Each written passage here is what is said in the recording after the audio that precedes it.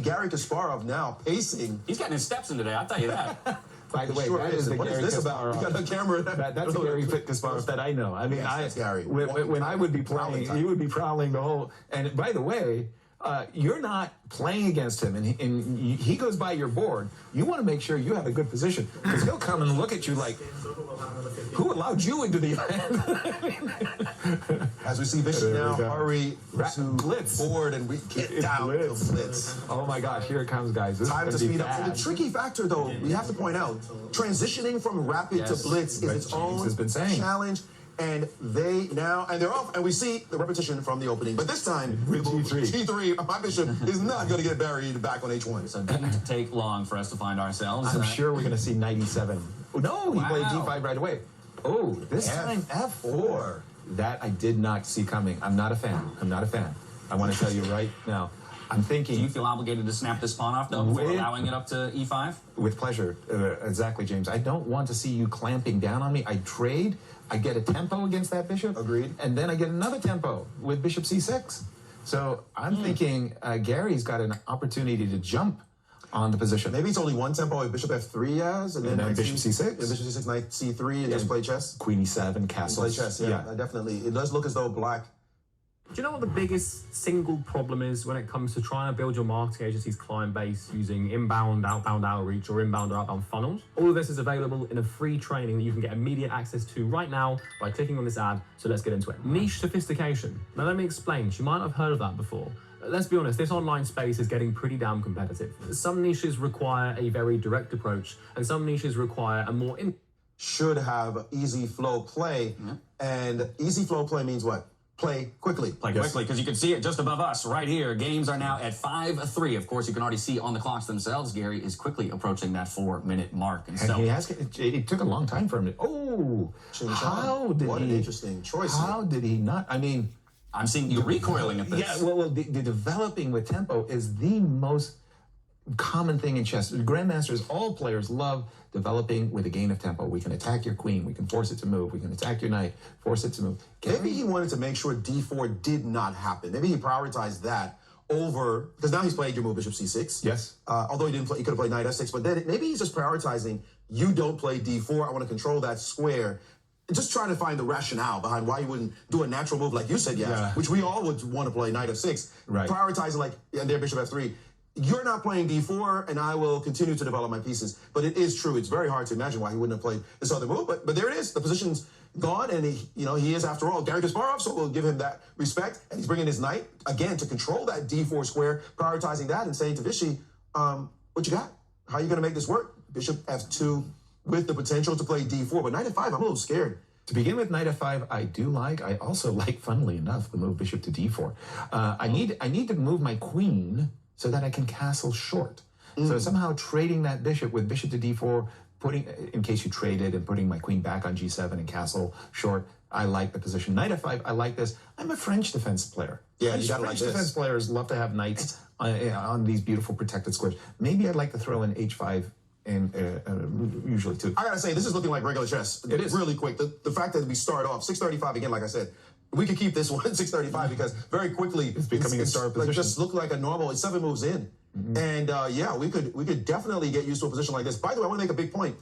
Notice how neither side is trading light square bishops. Because if you trade the bishop, my knight jumps out. My turn. So neither one is like, no, I'm not trying to get your knight in the game. You trade. No, you trade. So they're going to try to work around this trade to keep the knights back without tempo coming into the game. Exactly. So that's just a dynamic as we watch here. Queen E2 played, and Garry now, as you mentioned, how to get the queen away so that you can castle. For me, with both hands, I'm planting the knight on D4 and saying, this is, I will die on this hill. Okay. And Garry agrees. He agrees. You want to give me your bishop again? I will take this that with guy's the queen. Stubborn. I will take that with the queen. I'll castle. And again, with the queen beautifully on a battery on that diagonal, the knight on C3 is a little stuck. Now, Vishy didn't seem to mind it in that second rapid game. He played, in fact, as if he had no problem. But we know, thanks to the engine, that Garry didn't miss a chance. Okay, we have more moves. I'm going to refresh Queen takes the board. D4. Black is very Castle. quick castles on the board.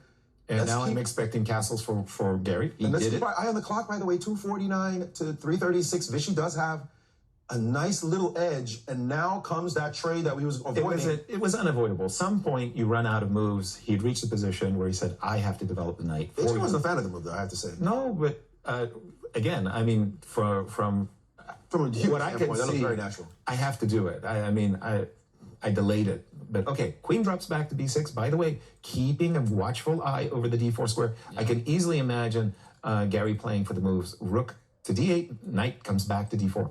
By the way, it's a kind of a funny situation where kings are on opposite flanks. I'm expecting h4, h5 yesterday. That's funny. And I was looking at black doing the same thing, but on the opposite side. Yeah, yesterday. For the a-pawn to start running. Let's go. Knight e5, played rook d8, all pieces well coordinated, centralized. And now queen e4, does not like this move at all. Why are you provoking me to occupy a good square? Ooh, rook d4 looks. No, I mean, I can resist everything except temptation. Rook d4 is too tempting.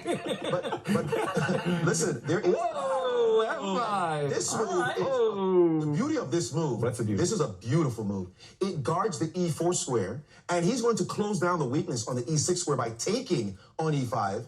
And once he does that, your e-pawn is going to be problematic. Right.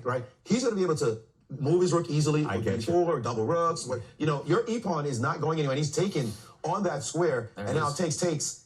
And this bishop is always going to eye this pawn, as long as you don't get the move d4 in. Right. Again, this is the theme of the game, as far as black's concerned. So now I'm just looking. And now he's played rook there d4. It is. Yeah, it's preventing physically you from playing the move d4. And moving your knight, because rook e4 will happen. Ah, that's nasty. I am not happy. I think black came out of the opening with an advantage. Smashingly. Do we have to just go like rook f4 at this point? He's Off of the done trade? it. That's going to be... That trade is not happening. Not rook takes on f4 anyway. Rook d8. And he's doubled rooks. Okay. And again, the same situation. What do you do next? Can you play? Why is stymied, actually? Yes, this is the problem. And he has traded this rook, and he's thinking about not good. Should he take with the queen, which would now eyeball the pawn on e5. Yes. Garry in thought here, hesitating, and now he's done it. And after queen takes, you have to defend. White's the one defending. Exactly. 2 minutes here for Garry. I'm thinking, I just want to stop this knight from jumping. Something like a6 I'd find very attractive. C6 instead with the same concept. That knight is under control. You might see the bishop on h8 and think, that's a bad piece. That bishop can always come in the game anytime it wants. And also, it is eyeing that e-pawn on e5. So it's saying to the white queen, you're not going anywhere. The rook as well. Your pieces are stuck. It's on me to start making progress, maybe even by advancing the queen side pawn. And we had questions, right, about whether or not Garry Kasparov was going to be able to make that switch up in pace, just given the time differential that we saw coming out of rapid game number 2. And while, yes, he has a little bit less time to work with on the clock, he's found himself a slight advantage, as given to us by the computer here. So openings and still plenty of time for him to maneuver to a possible first decisive game. Well, we do now see this move, bishop g7, as he's teeing up for queen takes h6, queen takes e3 and bishop h6, so that he can place his bishop on this nice diagonal. Trade made, queen's off the board, we're in an end game. Don't believe that.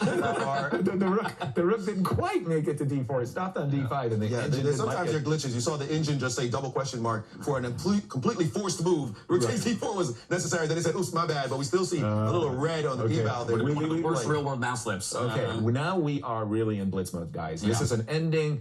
It has nothing to do with, Fisher random and stuff like that. These two guys are great endgame specialists. Who's going to outplay? And then shown once again that just give us a few moves and it'll look like a regular chess position. Yeah. And that's what has happened. And now Garry's played g5. He could have brought his king into the game. By the way, you could see the king start a march, king f7, king g6, king h5, all the way to g4. And into the heart of White's position. Yep. So that is something that could happen. E3, completely looking unrelated. I am not a fan. What is that move about? Not sure. But 107 for Garry. They are totally about to go into panic time. King f7. Dropping down 1 minute left on Garry's clock. Okay, 92. Material. He's still aspiring. Just slide right back up to... He's still aspiring for d3, d4. Espresso Samurai Origins. Great coffee is like great art. It's about hitting the right notes. Experience. If d4 happens, then that bishop could get buried. That's good news, and it has happened. That is good news for White. This is the one move that Vishy has been trying to play forever. Garry's been trying to prevent, and now it is on the board. And that e-pawn is defended. Great defense. Some slip by Garry has allowed Vishy back in the game. Agreed. I think that Vishy This is the best he could have hoped for, as we saw the position a few moves ago. I don't think Garry's move c7, c6 was perfect. I think a6 followed by c5 just to stop this setup. Now, I'm not saying White's out of the woods either. I mean, I'm still seeing a 3-result game. Yes, there's 30 seconds left for Garry. That's one the game. issue. That's a minute edge. Garry is going to have to pick them up and put them down really quickly as Vishy is just playing normal, natural moves. And now g4 on the board. Space for black. The position is still within bounds, but the clock, just precarious moments coming in the next few moves. And now a4, Vishy's playing. Garry's stopping to think. We need it to be in blitz mode. Garry needs to play h4, king g6, and go. I mean, there's no time. There is no time, and Vishy now getting some more space on the other side as Garry is indeed down to just 17 seconds on the clock. Gary's going to lose. The time eval is too greatly against Garry now. Now b4 on the board. Garry, how come he hasn't prepared his move already? Completely ignoring everything on the right-hand side of the board is Vishy. Every move he stops to think. You just have to play king g6. Takes on g3, rook h7. And now bishop back to d8, 13 seconds to 1 minute on the clock. You spot a former world champ, they both are, but a whole 50 seconds on the clock in a situation like this. And here comes the knight. The knight, remember that knight being, not great piece versus the bishop? Now the knight becomes cagey and annoying to have to play against. Well, this is where you're happy to have kept 6 pawns on the board apiece with the knight. Guys, 5 seconds. 4 seconds left. Gary's got to move. And the knight has been dancing and pressing. Now it's off the board. And Garry fighting like a champ, trying to come back in this game. I don't know. What is that? This game is, look, eval bar says dead even. This is a war now. Garry, with very little time to explode anything in this position. He sacked a pawn. Yes, that's what I'm saying. King e3. How do you follow it up? Okay, now he wants to play g3 and recapture with the rook. So, rook to g1. Gotta slide it back over, yeah. Rook to g1, g3. I can play the move h3. If anything, importantly, I'd say he's built some time back. He's played rook g1. He doesn't have to do anything if you play rook g1. That's what I was going to say. What do I have to do? I don't have to do anything. He's challenging Vishy. Find a move right now. I may be down a pawn, but what's your pawn break? How do you make anything happen? I always have g3 as counterplay, and Vishy is looking around as his time now has actually dipped down to 24 seconds, 22 on the clock. He's less than that. He's giving the pawn back. D5. Oh, and my here we God. go as the pawn is on threatening mate in 1. Oh, it's a mate threat. It's a mate threat. Rook f6 is check and mate, everybody. Got to play rook g6. This position is wild. Okay, hold it. If we take, isn't it bridesmaids? H3 and D4? And a capture on G6, and now it's time. Could be winning with H3. He is winning. That's what I was thinking. Garry's got two passers. They're wide, and he just has to deal with one passer. G7. But Garry trying to figure out which one to play first. H2. And now G3. And that's it. Oh, wow. What a turnaround. Oh, my goodness. And Vishy can't believe it, because Vishy had control in that ending. He was pushing on the queen side. He played knight c3, dancing and prancing. He did not have to play d5 and rook v6. He went for mate, and Garry had a defensive rook g6. He probably missed that, and instead of getting a draw, he could have gone his book back to g1 and draw again. Instead, he blundered away, and Garry has won that game and $1,000 that were on it.